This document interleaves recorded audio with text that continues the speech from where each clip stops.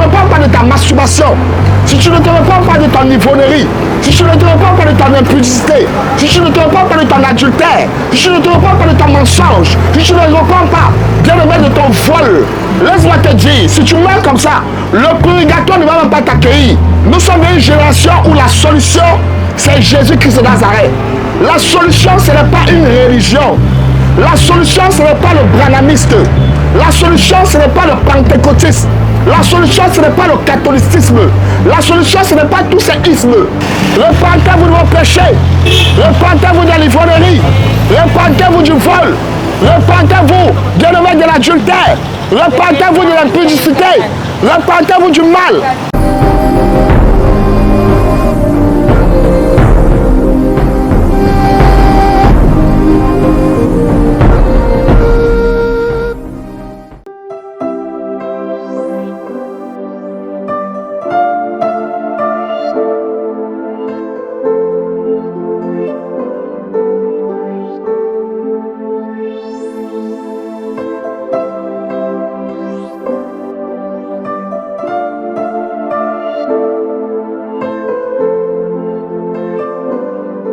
Bonjour à tous, c'est un privilège, une occasion d'emprunter encore ce bus ce matin avec vous. Et comme toujours, on va partager une portion des Écritures. Et pourquoi on le fait? Justement parce qu'on doit se préparer pour l'éternité. Vous savez, le ciel n'est pas une poubelle. Comme j'ai l'habitude de le dire, le ciel n'est pas une poubelle. Et ce qu'un homme aura semé, il le moissonnera. Il est important et capital de se repentir de ses péchés.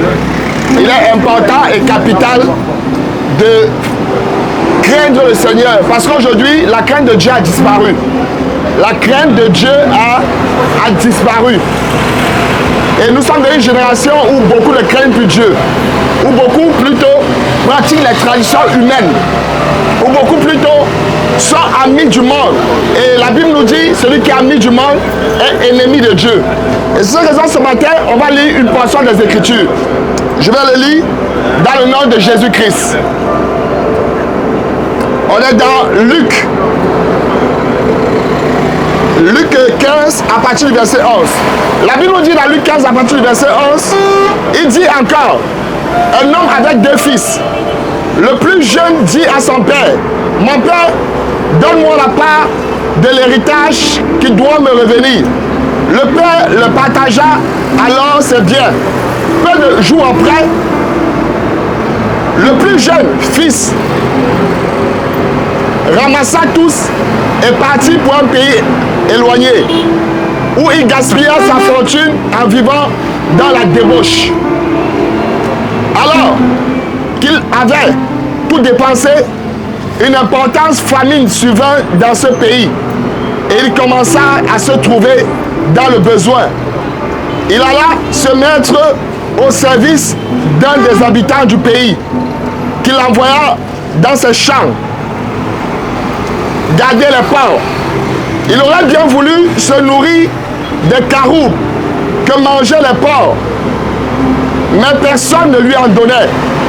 Il s'est mis à réfléchir et s'est dit, combien d'ouvriers chez mon père ont du pain en abondance, et moi, ici, je meurs de faim. Je vais retourner vers mon père et je lui dirai, Père, j'ai péché contre le ciel et contre toi. Je ne suis pas digne d'être appelé ton fils. Traite-moi comme l'un de tes ouvriers. Il se leva et alla vers son père. Alors qu'il était encore loin, son père le vit et fut rempli de compassion. Il courut se jeter à son cou et l'embrassa. Amen. Ça, c'est l'histoire du fils perdu. Le fils perdu, à un certain moment de la vie, il va demander à son père de lui donner tous ses biens, de lui donner la part des biens qui lui revenaient. Et lorsque le fils perdu va prendre ses biens, la Bible nous dit qu'il va aller le gaspiller. Il va aller le gaspiller. Comment? En vivant dans la débauche. En vivant dans la débauche. Vous savez, la débauche, on appelle aussi la débauche, en bon français, l'impudicité. Il va aller vivre dans l'impudicité. Il va aller vivre dans l'opulence. Il va aller vivre dans les choses de ce monde, dans la prostitution. Il va aller vivre dans tous les plaisirs du monde. Et la Bible nous dit, le peu d'argent qu'il avait, ce peu d'argent va finir. On le voit dans notre génération. Même beaucoup qui travaillent. À la fin du mois, quand ils finissent de toucher le salaire, ce qu'ils font, c'est d'aller voir le deuxième bureau. Parfois même, ils ne s'arrêtent pas au deuxième bureau, ils vont même jusqu'à voir le troisième bureau, le quatrième bureau. Et l'argent qu'ils ont reçu à la fin du mois, ils ne parviennent à rien faire avec. Cet argent est complètement fini. Et c'était ce que le fils perdu vivait. Il a pris tous ses biens et il a gaspillé tous ses biens. Il a gaspillé tous ses biens. Il n'avait plus rien. Vous allez voir des pères de famille. Vous allez voir des familles qui vivent dans le désordre. À la fin du mois, quand ils touchent l'argent, ils vont à la Elf ici, là, à la Elf. La Elf n'est pas loin, c'est ici à côté. Beaucoup vont là-bas s'enivrer. Beaucoup vont là-bas s'enivrer. Beaucoup vont là-bas vers des prostituées. Et c'est comme ça, la vie passe. Ils ne réalisent pas leur projet. Et ils finissent par accuser l'oncle qui est au village. Ils finissent par accuser la tante qui est au village. Ils finissent par accuser le voisin qui est là, qui vit sa vie dans la sainteté. Ils finissent par accuser tout le monde. Pour lui, tout le monde est un sorcier. Mais lorsqu'il va à la Elf ici à côté, avec des amis, pour se livrer, il ne voit pas que l'ivrognerie est un péché. Il ne voit pas que la prostitution est un péché. Il ne voit pas que l'impudicité est un péché. Il ne voit pas ça. Il ne voit pas le péché. Directement, il voit l'oncle. Pourquoi? Justement parce qu'il gaspille le bien que le Seigneur leur donne. Vous savez, si le Seigneur permet que tu travailles, si le Seigneur permet que nous travaillions, bien-aimés, c'est aussi pour nous occuper de nos familles. C'est aussi pour nous occuper de nos familles, bien-aimés. Il est bon de le retenir. La Bible dit que celui qui n'a pas soin de sa famille a régné la foi, il n'est plus qu'un infidèle. Et nous sommes d'une génération, il y a tellement d'infidèles, de personnes qui ont 2 femmes, de personnes qui ont 3 femmes, 4 femmes. Alors que la Bible nous dit, l'homme quittera son père et sa mère et s'attachera à sa femme. Non pas à ses femmes. L'homme quittera son père, sa mère et s'attachera à sa femme. Vous pouvez le lire dans Genèse, pour ceux qui ont le courage. Vous pouvez lire cette parole dans le livre d'Éphésiens, pour ceux qui ont le courage, bien aimé. Regardez le monde, regardez le monde. On ne parle que de péché. On est dans une génération où le péché est de plus en plus encouragé. On est dans une génération où l'avortement est de plus en plus encouragé. On est dans une génération où lorsque tu n'as pas de petit ami, ça veut dire que tu ne vis pas dans ce monde. Une génération où les jeunes, une génération où la jeunesse commence l'impudicité à 12 ans. Bien aimé, c'est du jamais vu. On est une génération perverse et corrompue. Et le fils prodigue, lorsqu'il a vu qu'il avait gaspillé tous ses biens, lorsqu'il a vu qu'il avait gaspillé tous ses biens, bien aimé, la Bible nous dit qu'il est revenu à lui-même. Il a dit, chez mon père, il y a de la nourriture en abondance. Il a reconnu que chez son père, il y a de la nourriture en abondance. Et qu'est-ce qu'il a fait? Il s'est repenti de ses péchés. Il s'est repenti de ses fautes. Parce qu'il savait que sans la repentance, il ne pouvait pas avoir accès au Père. Il savait que sans la repentance, il ne pouvait pas avoir accès au Père. Et qu'est-ce qu'il a fait? Il a commencé à se repentir. Il a commencé à demander pardon au Seigneur. Et il a pris le chemin qui menait au Père. Bien aimé, je vais vous dire ce matin, il n'y a pas 5 chemins qui mènent au Père. Il n'y a pas 10 chemins qui mènent au Père. Il n'y a pas 20 chemins qui mènent au Père. Il y a un seul chemin qui mène au Père. Et Jésus lui a dit, je suis le chemin, la vérité et la vie. Nul ne vient au Père qu'en passant par moi. Donc pour aller au Père, il faut rencontrer la personne de Jésus. Oui, bien-aimé, on ne peut pas rencontrer le Père. Bien-aimé, en allant dans une religion, la religion ne nous a jamais montré le Père. La religion ne peut pas nous montrer le chemin qui mène au Père. La seule personne qui montre le chemin qui mène au Père, il porte le nom le plus glorieux, le nom le plus puissant, le nom le plus élevé, le nom le plus magnifique. Et ce nom, c'est Jésus-Christ de Nazareth. Seul lui peut montrer le chemin qui mène au Père. Bien-aimé, c'est pour cette raison que je parle dans ce bus. Et personne ne va m'arrêter. Vous savez pourquoi je parle? Parce qu'un jour j'ai goûté qui est Jésus. Un jour j'ai goûté qui est le Fils de Dieu. Et c'est la raison que je parle dans ce bus. Bien-aimé, il est temps que tu réfléchisses sur ta vie. Il est temps que tu prennes conscience. Il est temps que tu t'examines. comme le fils perdu. Le fils perdu, à un moment donné, il s'est examiné. Il a vu qu'il était dans les ténèbres. Est-ce que tu t'es déjà examiné?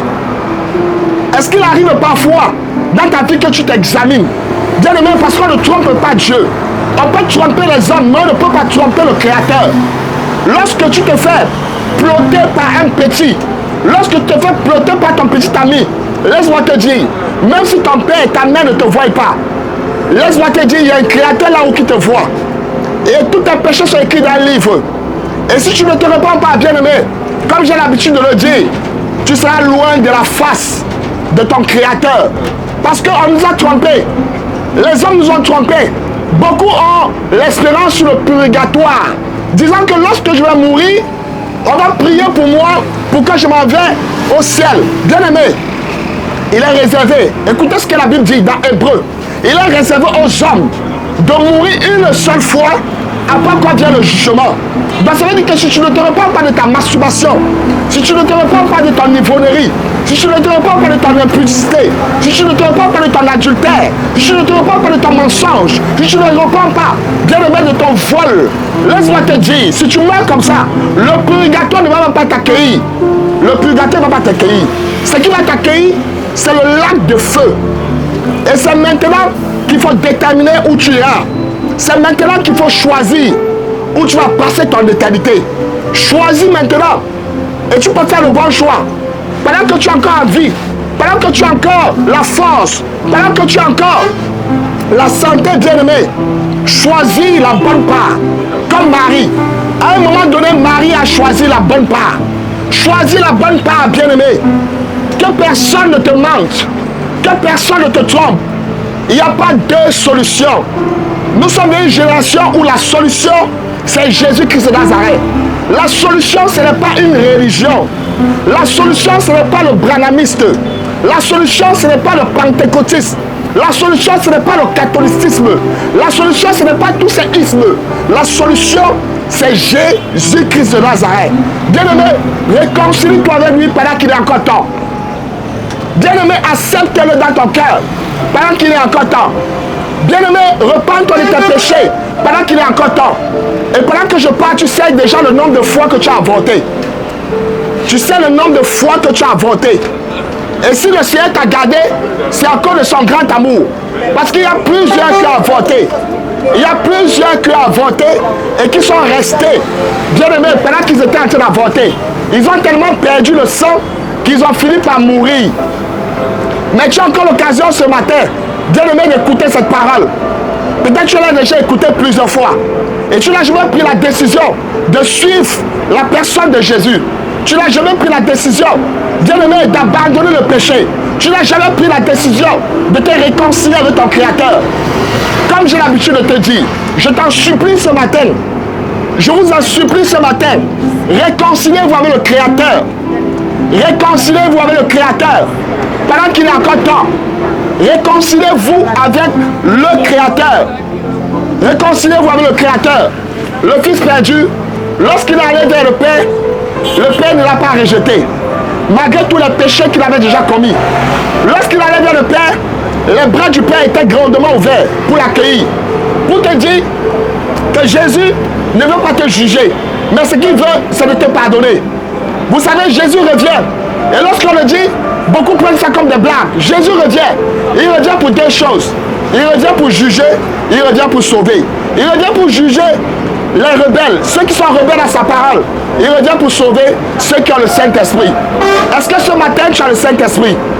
Est-ce que ce matin, bien-aimé, tu as ce sceau en toi? Le sceau du Saint-Esprit. La Bible dit, lorsque Jésus est allé au ciel, il a dit, je ne vous laisserai pas orphelin, mais je vous enverrai le Saint-Esprit, le Consolateur, le Paraclet. Et lorsqu'il sera venu, il vous conduira dans toute la vérité. La Bible nous dit que le Saint-Esprit, l'Esprit de vérité, l'Esprit du Père, lorsqu'il viendra, il nous conduira dans toute la vérité. Est-ce que tu es conduit dans toute la vérité? Est-ce que nous sommes conduits dans toute la vérité? Est-ce que nous sommes conduits, bien-aimés? Est-ce que nous avons le Saint-Esprit? Jésus veut t'accorder le Saint-Esprit afin que tu marches en nouveauté de vie. Jésus veut t'accorder le Saint-Esprit afin que tu marches en nouveauté de vie, bien-aimé. Bien-aimés, je vous en supplie, ne mourrez pas dans vos péchés. Repentez-vous de vos fautes. Acceptez Jésus et renoncez au péché avant qu'il ne se fasse tard. Renoncez au péché. Renoncez au mal avant qu'il ne se fasse très tard. Bien-aimés, parce que chaque jour des hommes meurent. Chaque jour des hommes périssent. Mais il n'y a personne pour les dire qui est un sauveur. Accepte Jésus, mon frère. Renonce à tes péchés. Ne laisse pas l'ennemi. Ne laisse pas Satan te tromper. Parce que Satan est celui qui égare le peuple. Il est temps, bien-aimé. Il est temps de se réconcilier avec son Créateur. Réconcilie-toi avec ton Créateur avant qu'il ne se fasse trop tard. Réconcilie-toi avec ton Créateur pendant qu'il est encore temps, bien-aimé. Si aujourd'hui tu entends sa voix, n'endurcis pas ton cœur. Si aujourd'hui tu entends sa voix, n'endurcis pas ton cœur. Parce qu'on ne sera pas sauvé avec nos voisins. On ne sera pas sauvé avec nos familles. Le salut est personnel. Le salut est individuel. Le salut, bien-aimé. Et ce matin, est-ce qu'il y a quelqu'un dans ce bus qui veut se repentir de ses péchés? Est-ce qu'il y a quelqu'un dans ce bus qui veut accepter Jésus comme son Seigneur et son Sauveur? Est-ce qu'il y a quelqu'un dans ce bus qui veut se repentir? Bon Seigneur, on bénit le Seigneur. Je vais prier ce matin. Seigneur, je te loue et je te rends grâce, Seigneur Père, pour mes frères ici présents. Père, je prie que tu te révèles à eux, comme tu t'es révélé à moi. Dans le nom de Jésus-Christ, j'ai prié. Amen. Et ce matin, il y a un traité pour ceux qui le veulent. Gloire au Seigneur.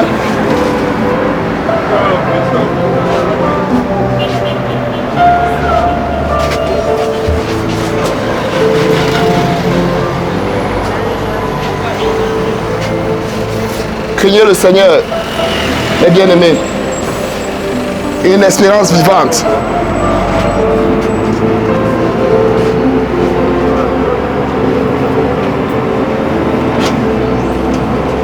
C'est gratuit, même pas un 5 francs.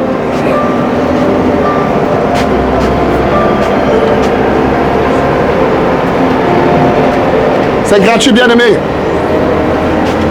Jésus est celui qui sauve. Jésus est celui qui libère. Jésus est celui qui a franchi.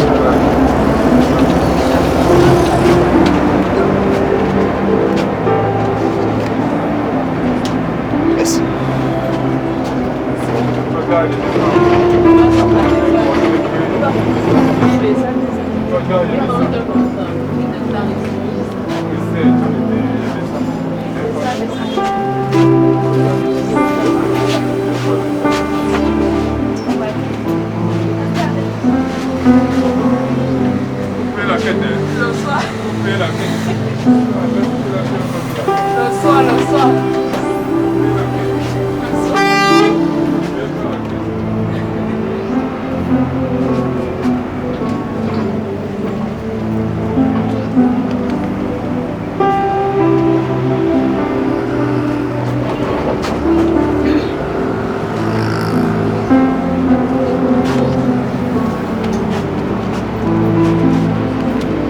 Jésus est celui qui a franchi.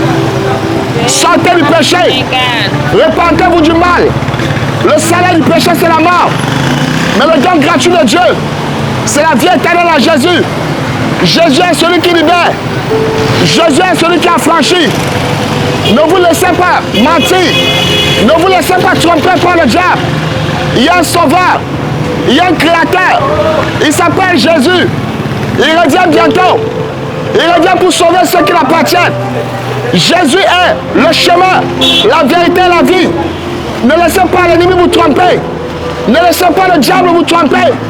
Il y a un seul chemin qui mène au Père. Il n'y a pas deux chemins qui mènent au Père. Il y a un seul chemin qui mène au Père. Et ce chemin, c'est Jésus-Christ de Nazareth. Il est le chemin, la vérité et la vie. En dehors de Jésus, il n'y a pas de vie.